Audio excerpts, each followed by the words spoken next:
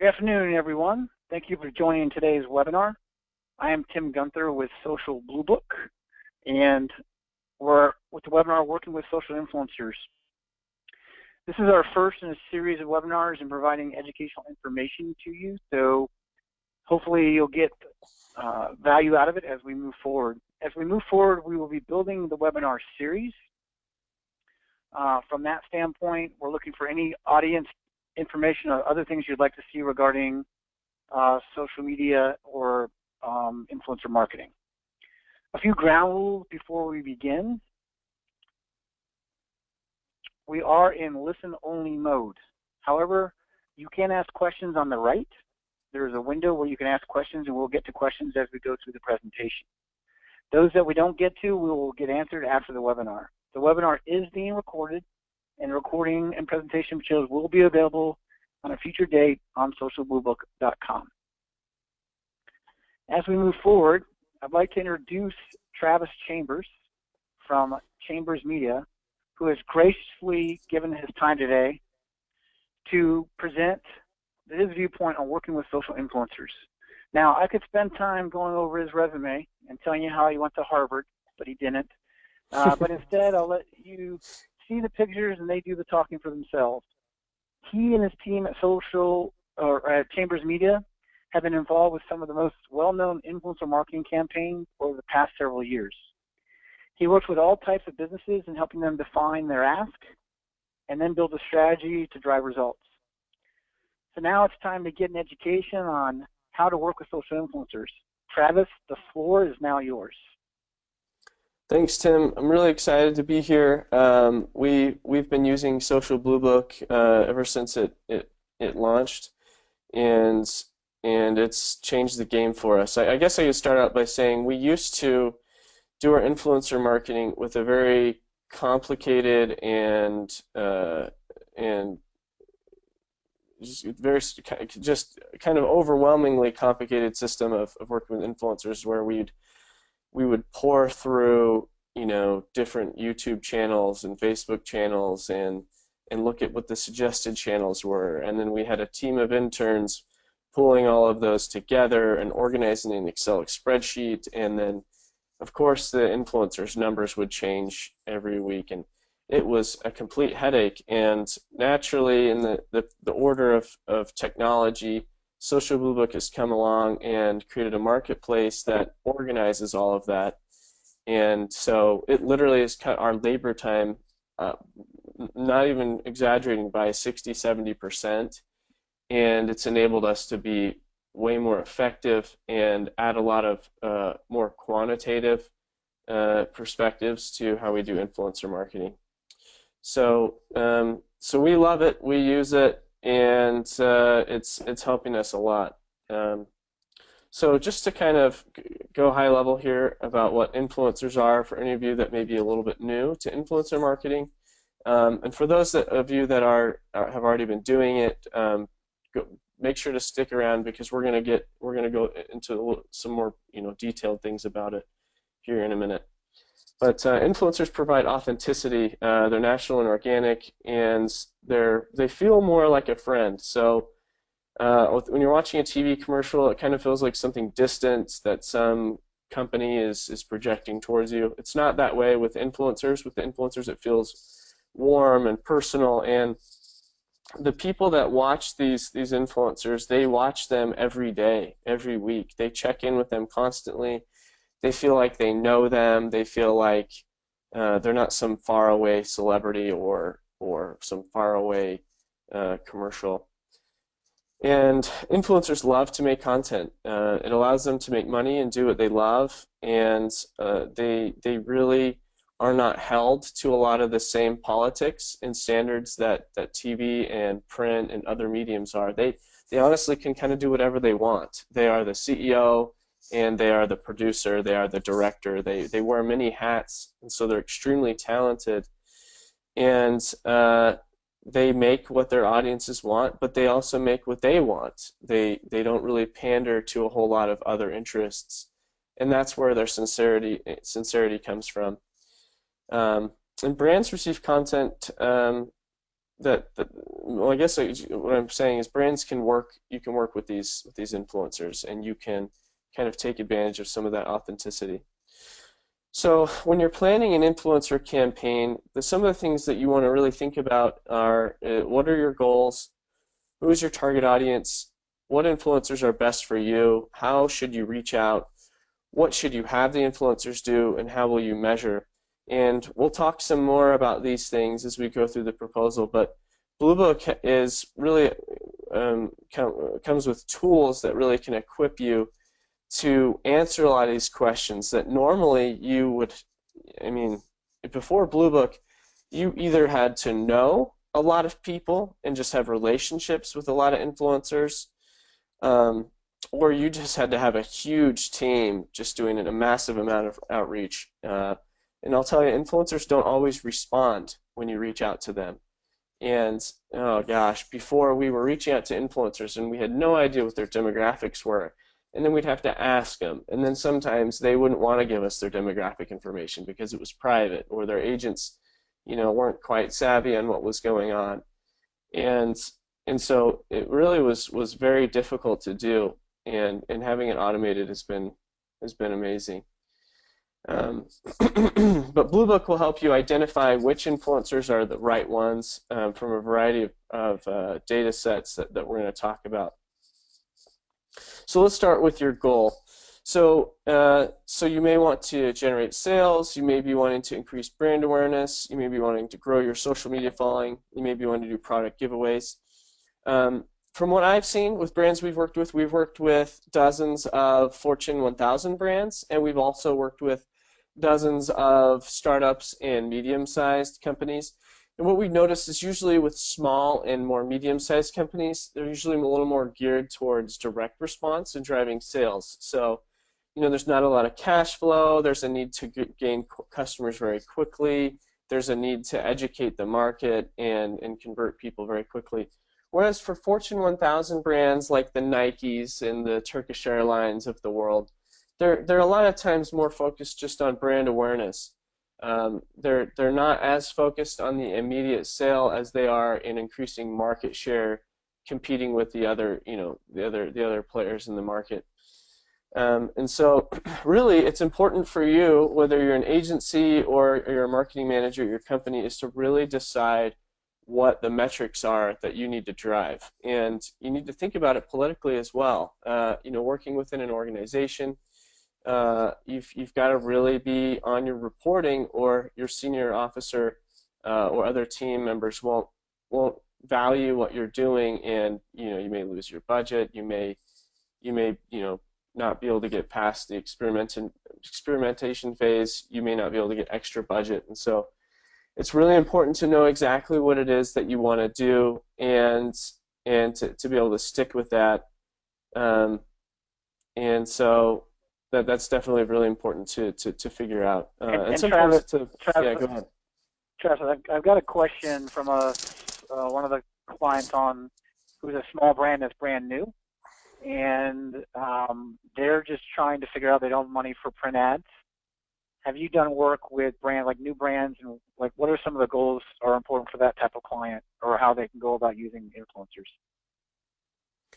That's a great question. So the two things that we've seen startups do the most is drive sales and to grow audiences.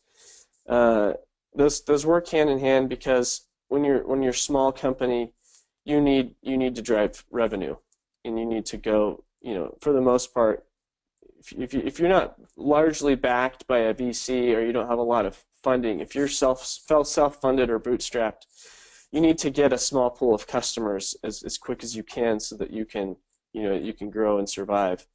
And then in addition to that, you want to be growing your audience, because that audience it allows you to kind of create relationships and create a base, to create a tribe and a following that you can build from. And so you can have influencers talk about your product and kind of go straight for the throat, saying, I use this product, it's great, you should go to their website and buy, and just being very straightforward about it. And then the other thing you can do too is have influencers spread your content. So you may have influencers that are going to share a video that you've made, or they're going to drive from their own content. They're going to drive their viewers to watch your video that you made, or your Instagram post, or your Facebook post, whatever it is. And so you can either have the influencer do the promoting for you, or you can have them introduce the product and send them to social content that you own on your own channel that does the selling. So it kind of depends on your brand and your voice, and what's natural and what's not. And then the only follow-up question that the person had was they don't have a lot of money because they're new. So are you talking thousands of dollars to spend on this kind of thing, or have you seen deals go through that are smaller? Yeah, so there's definitely a right budget to work with influencers. You don't have to have thousands of dollars. I have seen small companies. Actually, one of our clients called Sticky Sounds, they make a waterproof Bluetooth speaker. He actually does a lot of outreach to smaller Instagram feeds that are similar, and he offers them free product to promote his content, promote his brand. So there are influencers out there that are small enough that will take very small payment or even free product to do a shout out. So if you're really, really tight on budget, that's where you should start. Is hey, for $200 we do this. I'll give you free product to do this. So that's kind of where you can start. Perfect. Thanks.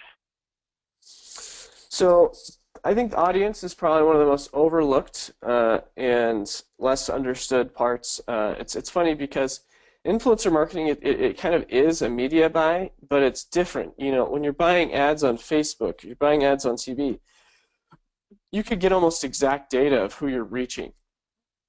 With influencer marketing, until the last year or so, you've really been kind of doing a shotgun approach. With Facebook ads, if you want, you can target a 65-year-old woman in Wisconsin who loves knitting and owns and has a lot of pets at home that drives a Dodge Stratus, right? I mean, you could get down so narrow to who you're trying to reach. With influencer marketing, you're going more broad because you may have an influencer who has a lot of those 65-year-old women in her audience, but she's also going to have other people in her audience too. So with influencer marketing, you really have to make sure that the majority of their audience matches your ideal customer. A lot of times an influencer will only be reaching, only 10 or 15% of their audience is your customer. So you want to go with the one that has, 60, 70% plus. And that being said, you're almost never going to find an influencer that has 100% of their audience that is your customer. And so what I guess what I'm saying is influencer marketing is not as perfectly finite as ad buying is. However, there are other advantages that make up for that, which is that authenticity, the emotional connection, the relationship influencers have, and influencer marketing can sometimes be a more efficient media buy than your traditional ads because of those things. There's earned media. They're making content for your brand. Sometimes that's content you can use for your own channels as well. So what Bluebook helps you to do is it helps you to search through a variety of filters. So you can search by gender, male versus female split. You can target by demographic. Where are they located? Are they U.S.? Is this a global campaign? Is it domestic? You can search by their engagement rate and many things. So when you're going to launch an influencer campaign, make sure to decide who it is you're needing to find and have those demographics and metrics ready to go. You can look at their follower count, and Bluebook measures influencers' data on over 20 different parameters. So I mean, they're looking at how many people are commenting compared to how many views do they get, how many likes do they get compared to how many views or impressions they get. What is the percentage of time in a video that they're watching? And then they look at, okay, what has their viewership or their performance metrics been, over the last certain number of videos, over 30 days. And so this is one of the most incredible things about Bluebook is most other there's only really there's not a lot of options out there like Bluebook, but Bluebook's really one of the only marketplaces that has dozens and dozens of thousands of influencers that have actually logged into the system and given Bluebook permission to see their data. And the reason for that is because Social Bluebook is creator owned. It's kind of for creators by creators, and so there's a lot of trust that they have for Bluebook that is just not there with other platforms. So they go ahead, they give Bluebook their information, and when you search, you're able to see all of that information. And what's so cool is when you send out an offer, when you send out a campaign, you're sending it out to influencers already have high numbers with your audience and that are highly engaged, which is... Hey Travis, I've got another question from Steve. He's asking, they've worked with some influencers in the past who had like lots of followers, but they, you know, and they paid the influencer for what they thought the influencer told them they were worth, and then they didn't really get much traction. So what stops somebody or an influencer from just buying audience, right? How do you determine that when working with influencers? Yeah, good question. So most influencers honestly don't buy audiences, so that's not something that you have to have a significant worry about. However, there are influencers that have really large audiences, but that aren't their audience isn't really paying attention to them, right?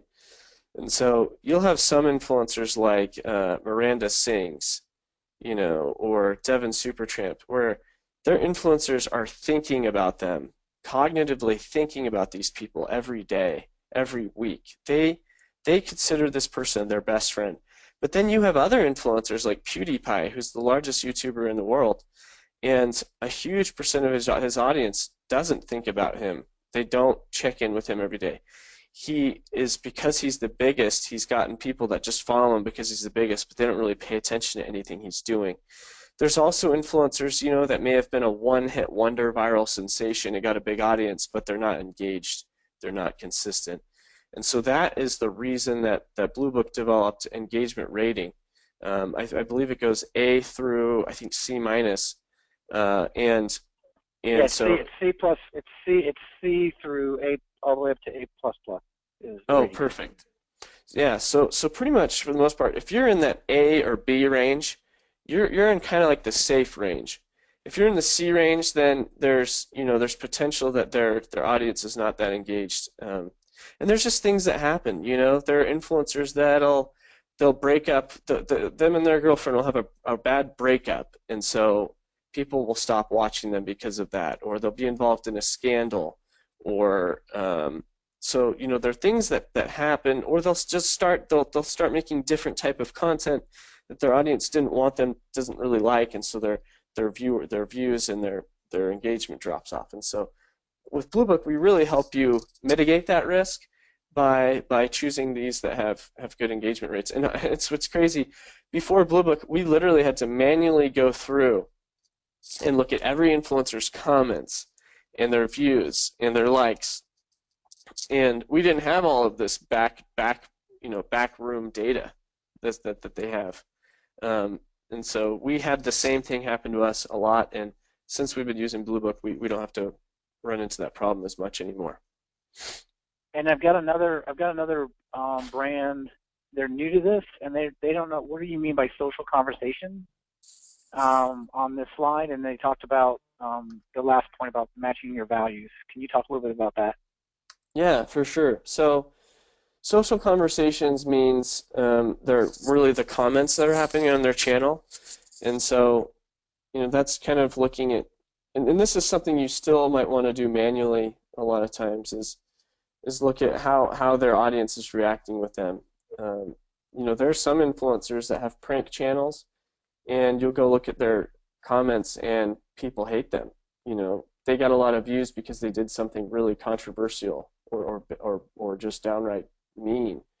So it's really important to make sure that their values match your values, and looking at their comments and their content is a really good way to do that. So So even though Bluebook has automated so much for you, it really is still important to watch some of their content and to really get familiar with them.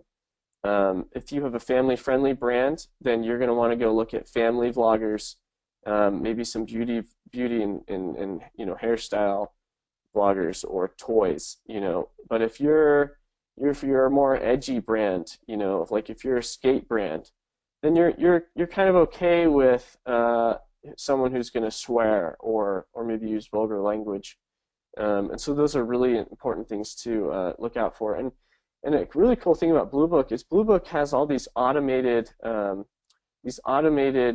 of contracts in a way that you can use, and Bluebook kind of has your back because there are some things that you have to do to comply with the FTC, the Federal Trade Commission. Influencers need to disclose that it's a paid sponsored thing. So Bluebook helps kind of protects you on some of those fronts. You can ask an influencer not to use any vulgar language or any hate speech or yada yada yada. So a lot of things that you would just never be able to learn unless you really, were trained by someone or took a long course. Bluebook kind of takes care of a lot of those things for you, and so you can learn and just do in a very short amount of time what it took me 2-3 years to learn how to do. Great, thanks.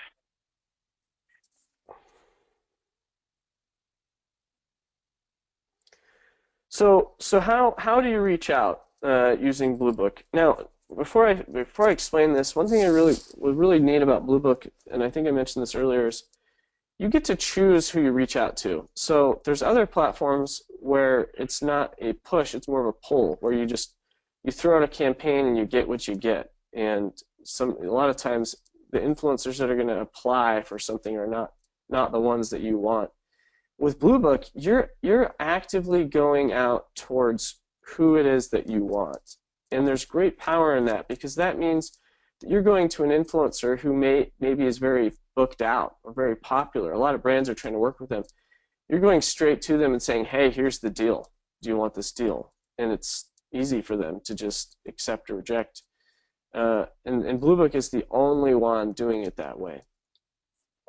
So anyways, some of the ways you can kind of identify influencers you're going to work with is Google search. There are tons of different lists online of different types, and so if you want to get some kind of outside information, I mean, it's crazy. You could Google automobile influencers. You could Google technology vloggers, top technology vloggers, top Hollywood gossip influencers, top fashion influencers, and you'll get lists, all sorts of different lists. And so that's how an influencer, and then we would look at their recommended, YouTube or Facebook or Instagram would recommend other influencers to look at. Great. Yeah. But with Bluebook, you can get kind of direct access to influencers. So a lot of what we used to have to do is go through agents and, through all these different people or through an influencers network. A high percentage of influencers on Bluebook actually registered there themselves, and Bluebook's one of the only places where you can actually reach an influencer directly. So sometimes it's going to their agent, but most of the time it's going to them directly, and that direct access is incredible. You can go back and forth and communicate with them. Influencers have a feeling of like safety and credibility using the platform. And there's no monthly cost either. So you can use Bluebook for free of charge, and you could do deals with a lot of influencers directly where normally you would be working through their network or agent, which is great. And then also Bluebook helps you to be able to set up and design your campaigns. The process is somewhat automated through setting up your goals, your objectives. When's the launch date? When does the campaign end? What is the description of the campaign that you want them to do? When do you need to review? How many reviews do you get of their content before you go live? and etc., which is really, really helpful.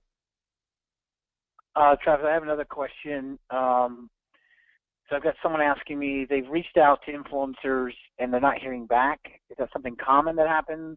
And they're not sure why they're not hearing back, but I don't know if they're Do they reach expecting out through quick Bluebook, results. or do you know if they reach out No, through they Bluebook don't. or outside? They're just saying. I think it's probably outside Bluebook. I think it's just they're reaching out on different campaigns and they haven't really had a success when they find someone's channel.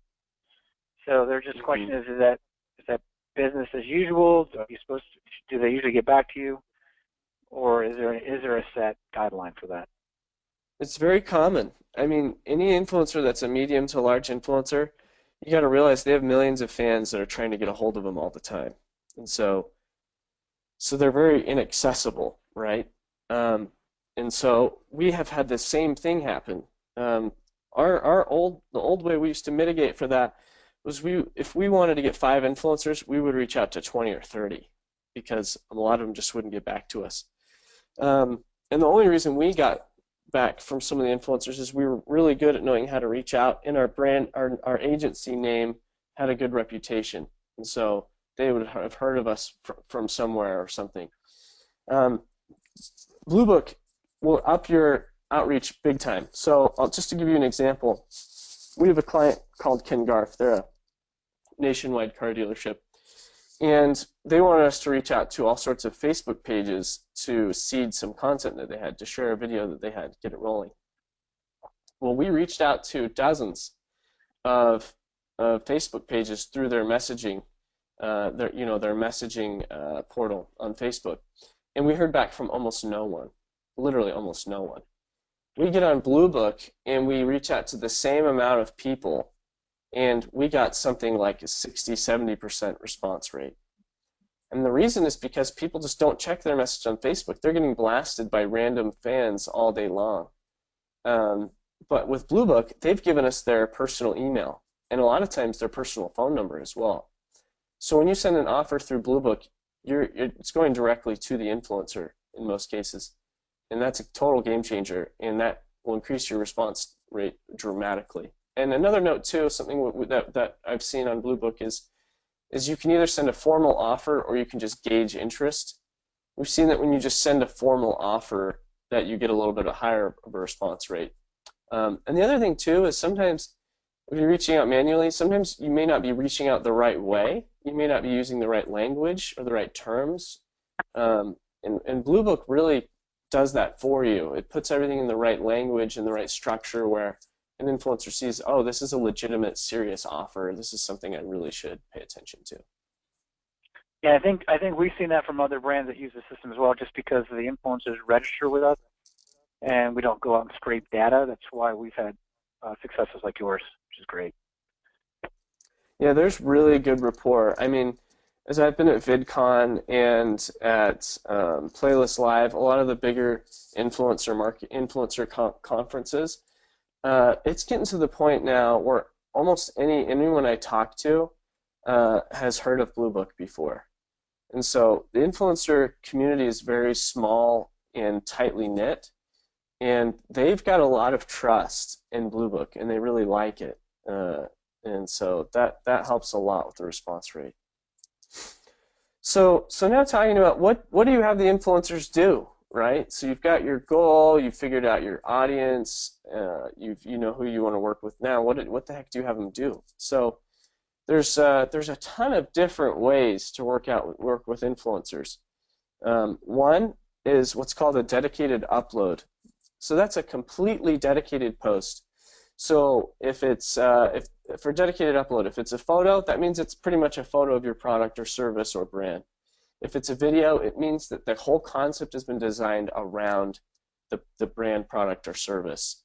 And so, if it's Devin Supertramp and he's doing a dedicated upload around a product called the Sea Breacher, which are like these enclosed jet ski vehicles, that means majority of the video is going to be shot of these sea breachers in the water doing their thing, right? Now, using that same example for a shout out, if you were having him do a shout out, he would do one of his regularly programmed videos. So it might be a slip and slide off of a cliff or something, right? And at the end of the video, there may be a sea breacher floating there, and he may say, hey guys, check this out. This is a sea breacher. They're really awesome. You should go to their channel and go learn more about them. So a shout out usually is more of a 7 to 15 second thing where they mention your product. The thing about shout outs is they're usually a third to a half the cost of dedicated uploads. And so when you're trying to decide between those two, you really need to decide which is going to be more effective. A lot of times a shout out is more cost efficient if you're wanting to send traffic somewhere else. So if you have a video you want people to see, do a shout out. Or if you want people coming to your website, do a shout out. If you're going more for brand awareness or audience building, or if the product just matches so well with the influencer that it's worth it, that's when you want to do more of a dedicated upload. And so with us at Chamber Media, we make a lot of viral ads for brands, so we tend to be more towards the shout out side because we want them sending their audiences to watch our content. And that's really good for building audiences and such as well. You could do a direct link, which is where an influencer will add a direct URL, or they'll mention your brand name to promote a picture, video, or other item. So it's an even less intrusive, I guess you could say, less integrated thing there. So it's cheaper than the other two. There's an activity feed promotion, which is where the influencer will simply share a post that you had or share a video with their audience, or they'll like a video. It can even be as light as they just liked and commented a video, and because of that, a lot of their audience will see that they did that, especially on YouTube. And then there's a live appearance. This happens very frequently with Vine and Instagram influencers. There's been malls that will pay 4 or 5 of these Viner influencers, and they'll tweet that they're going to be at the mall like 4 or 5 hours beforehand, and then there'll be thousands and thousands of people that show up. So it's the same concept as a Las Vegas club paying Kim Kardashian to show up for a couple hours. So those are the main types of integrations that you can do with influencers, and Bluebook has factored in common industry rates for all of these types of integrations and put them all in the system for you. So when you're in Bluebook, you can actually hover over an influencer's name, and it will show you what the different values are based on the different types of integrations. Hey, Travis, Bob had a question. His question was, again, he's new to this, and you talked about, I think he was talking about like authenticity. How do you give a creative your product so it doesn't look like they're just pushing a product? I mean, what's the best way to work with like a dedicated upload you're talking about? Because if they have something they want to push, they don't want the influencers to just be like an infomercial. Is there a way to get that done successfully? Yeah. So the best answer to that is trust the influencer. So the influencer knows their audience better than you do, than any of us do, right? The influencer obviously has been successful because they figured out how to make content for a specific audience that they want to watch. So what you want to do is use the influencers themselves as your consultant on how to do that. In most cases, you don't need to decide how exactly they're going to talk about it. All you need to do is tell them what you want the viewer to get out of the integration and what your business objective is, and then have them tell you how they want to do it. So let the influencer do the work. Treat them as your marketing person. Let them come up with the strategy and the messaging and all of that. And they'll do that for you. Now that being said, on the other side of the coin, be careful, because some influencers are a little more careless than others, and they'll take your money and they'll mention your brand very briefly and not really give you the full value of what you should be getting. And so sometimes if you're doing a bigger deal with an influencer, ask them for an example of integrations they've done before, or go watch their content and look for something that they've done before. And I'll give you a really cool hack. One of the ways that you can do that, if it's on YouTube, is go to all their videos on their My Videos page, and go and search hashtag ad or hashtag SP. And what that'll do is that'll pull up any videos that they've done that have been sponsored, and that have been, they've done their FTC compliance disclosures with that. So that's the quick answer is trust the influencer, and have them tell you what they're going to do, and then you'll know, right? You'll know whether they're being whether they're taking it the right direction or not, and you can give them some critique. But the one thing you really want to look out for is don't try and give too much direction to influencers. If you try to tell them how to talk to their audience, it'll backfire and they'll blow the deal. I've gone to Lindsey Sterling and Jenna Marbles with $100,000 deals before, and they just flat out said, no, not interested. It's the brand just doesn't match my audience, and I was kind of grateful that they said no, because they know their audience. So.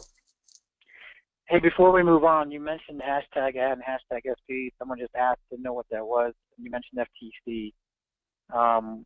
Is there a site to go to, like an FTC site, to see stuff that you're supposed to put on these things, or is there some reference? If you just Google FTC Disclosure social media, you'll be able to find some articles that are talking about it. But I'll tell you, there's not a whole lot to know about it. It's very, very simple. Whenever you do an integration with an influencer, always make sure that they disclose in the description of their content that this was a sponsored video or image from this brand, hashtag ad or hashtag SP. Whenever you can, also have them verbally disclose. So you want to have them verbally disclose, and then you also want to have it be written in the description as well. And so if you're a smaller brand and you're doing smaller deals, you can get away with a lot. The FTC is not going after small companies right now. They're really going after the Microsofts and the Apples of the world. And so just to give you a little story, when we did Kobe versus Messi, which is the most viral ad of all time, we did integrations with 650 YouTubers at the time. And we had them all do their FTC disclosures, right? And we went through and verified every video to make sure they did it. The influencers that didn't disclose, just because they missed that detail, we had them delete and re-upload. At the same time, Xbox did a campaign through the Machinima network, and they had a few hundred influencers that didn't disclose. They got sanctioned by the FTC, and they are under a lot of restrictions for the next 20 years because of that. So huge debacle. So if you're representing a large brand, you got to be very, very careful about FTC. If you're smaller time, if you're a small company working with a small influencer and they may, they don't verbally disclose, but they do write it in their description, you're going to be okay. So if you're small, don't worry about it too much. If you're working with a bigger brand or bigger campaign, you better be very, very careful about it. Great, thanks. So reporting. How do you measure success of your campaign? Now, this is something that a lot of people struggle with influencer marketing. When you buy ads, if you're buying Google search ads or Facebook ads or whatever, you get a pretty quantitative report back on what happened, right? If you're tracking conversions, it'll say, hey, you had this many sales or you had this many impressions. You don't always necessarily get that exact data just put there for you with a pretty bow on it with influencer marketing. And so there's a lot of reading between the lines, and there's a lot of qualitative things that you need to look at when you're working with influencers. But what we've done here is, what Bluebook's done here is created a matrix for you, and I strongly suggest that you really study and come to understand this matrix. So we'll go through these. So if you're looking for brand awareness, right? If you're just looking to get your brand out there and get people seeing it, and you're trying to capture market share. And this, by the way, is usually a tactic done by Fortune 1000 companies. Then you're going to measure the success of your campaign in reach, views, and watch time. What you're going to do is you're going to compare what you paid the influencer for and what you got, right?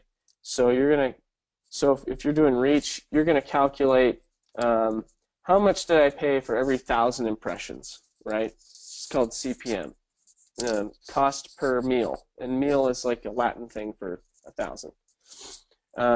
Then you're going to look at views. Okay, we paid this influencer $5,000 and we got 100,000 views. So how much did we pay per view? All right, I think it equates to 5 cents per view. Okay, well, that's pretty good. That's not bad.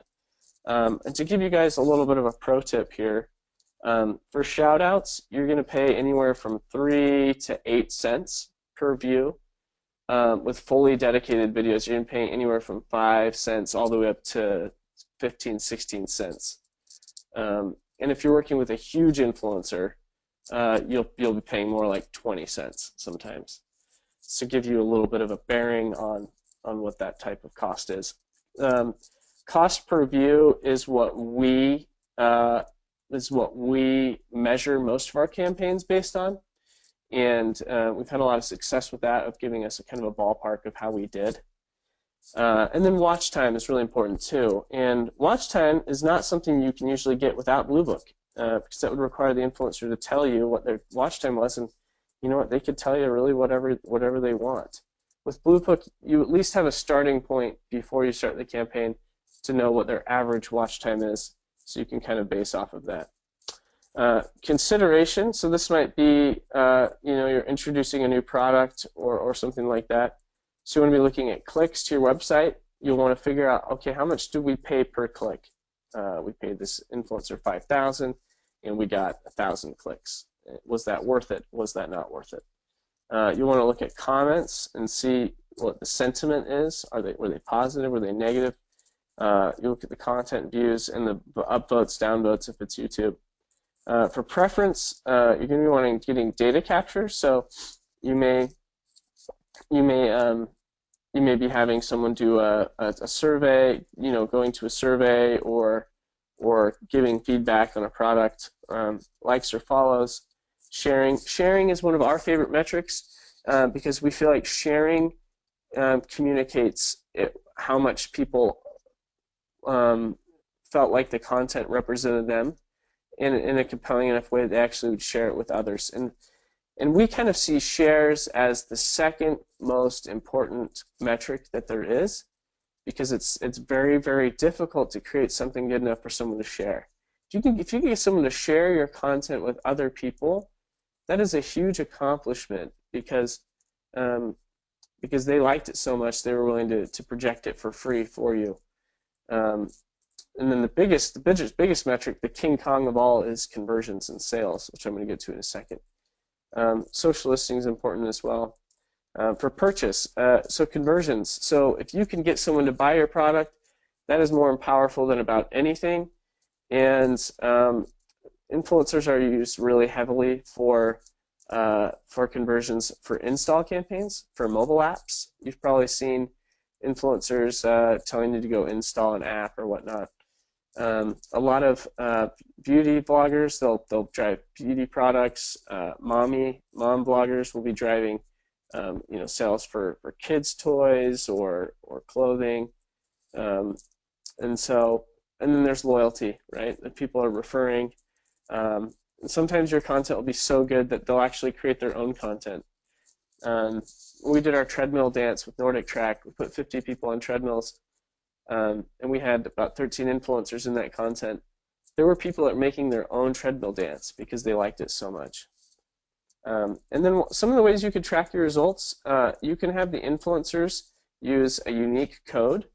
So if you're having an influencer drive their fans to your website, you can create a unique code for your site through, Google can get you can get a unique link through Google or some other, whatever your website hosting company is.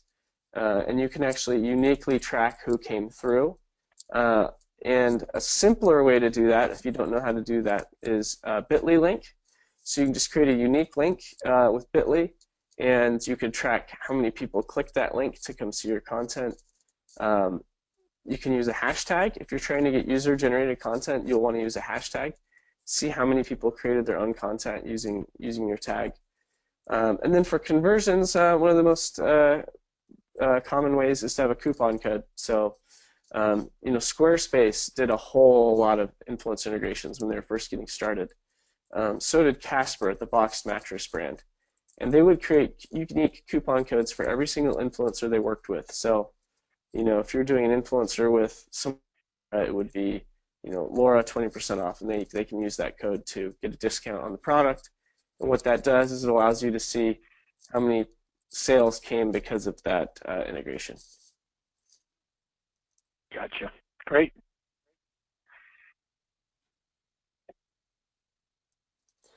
So just to kind of recap, key takeaways, authenticity is the key.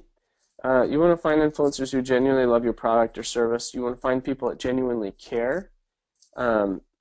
In other forms of marketing, this is not something people usually think about, but it's absolutely critical in influencer marketing. And a lot of times influencers will just tell you themselves, like, hey, I don't care about your brand or your product. It's just not me. When they say that, that's actually a good thing, because you want to work with people that genuinely do love what you're doing. It's more like a partnership. When you're working with these influencers, you need to be very human and friendly with them. You're not just putting money into a system. You're talking to a person who is the CEO and founder, and so it's very personal. You want to make them feel very respected and valued, and let them kind of bring a lot to the table. You want to be very, very clear about communicating your goals and expectations, and you yourself need to have the right expectations. A lot of cases, you cannot expect an influencer to single-handedly grow your company for you. Sometimes you're looking at more of a long-term brand awareness play, and so it takes a lot of testing. You can't be too hard on the influencers and say, I was expecting this and I got this, and it's kind of on you. It's kind of on you to learn and to test what works and what doesn't work. You want to provide them with talking points. You can even give them required talking points. Say, hey, I want to make sure that you mention this benefit of our product, right? I want to make sure that you do a call to action saying, go to their website at this URL and go check it out. But other than that, you need to allow them to have creative freedom. They will do a better job communicating to their audience than you can in most cases. And then, of course, we talked about this really in depth. You always want to make sure that they comply with FTC regulations. And you always want to confirm after they've uploaded that they have done that. It's funny, Travis, you mentioned on the slide before, and even this slide, is we had a brand that signed up for Social Bluebook, and they were trying to figure out who to work with. So I just told them, why don't you just search off of your hashtags that you use, because we just actually improved our search function. So when they did that, they hashtagged their brand name, and then all of a sudden they got a list of like 300 influencers who have hashtagged them. So they went through that. I said, that's who you start with. You've already got people using your product, and they're hashtagging you. If they're doing it positively, maybe you reach out to them to see if they want to do something. So it's interesting as you try to go through this. Even the small brands don't have to be nervous about it, because there might already be people talking about their product without them even knowing it. That's brilliant. That's brilliant. And Social Bluebook has incredible search tools. I mean, you can search by keyword, by all those different demographics, and boy, it's amazing. I'm going to leave it open for questions. Let me just see if I get any more questions in. I've had a couple questions come in, but first I want to thank you and Chambers Media for your time today. I know trying to coordinate this, you were traveling doing work, which is why you do what you do. You want to get paid, so we appreciate you being a part of this, and we appreciate you being a client of ours. If you had to think about where things are headed in the future, like that in your viewpoint, and you've been in this business for a while, and you can see the reports of how much money is being spent on print ad and how much of that's going away on TV ad. How important is influencer marketing moving forward in the next 5 years for brands as part of their marketing budget? Yeah, so let's think about it this way, right? In the 50s, there were essentially four networks, right? CBS, NBC, ABC.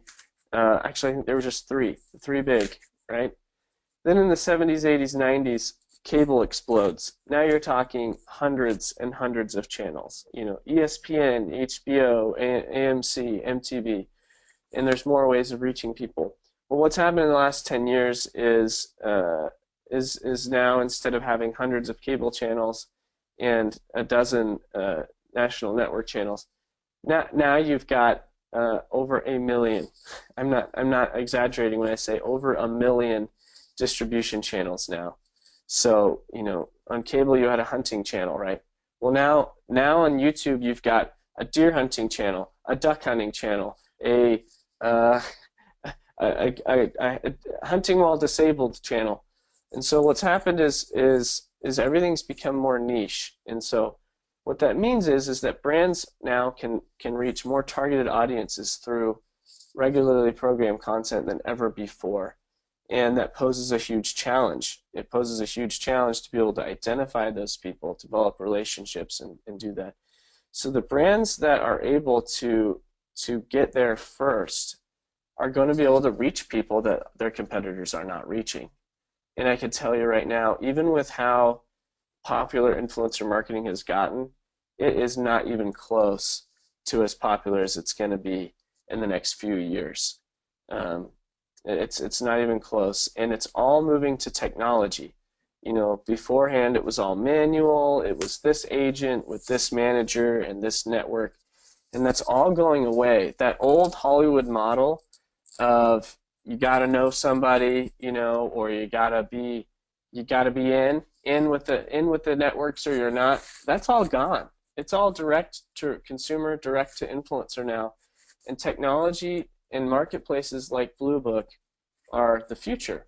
And the future is being able to effectively work with influencers at scale, to being able to organize and manage 100 influencers in a month, and to be able to orchestrate all those deals and make sure that you're getting a good, efficient deal with them.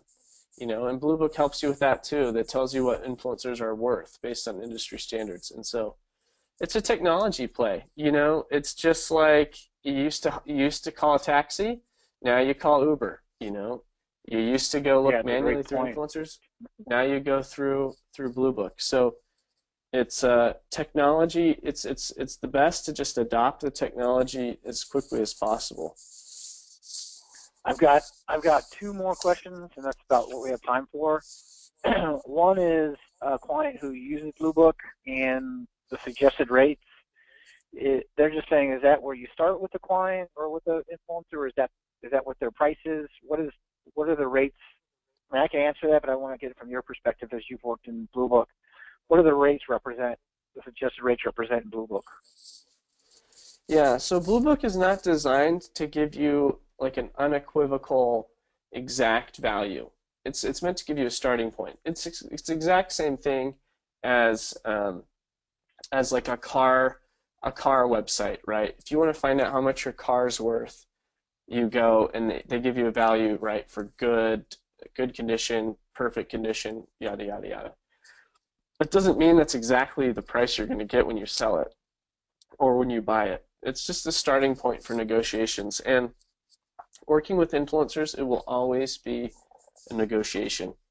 As a brand, you want to get them for as cheap as you can. As an influencer, they want you to pay as much as you can.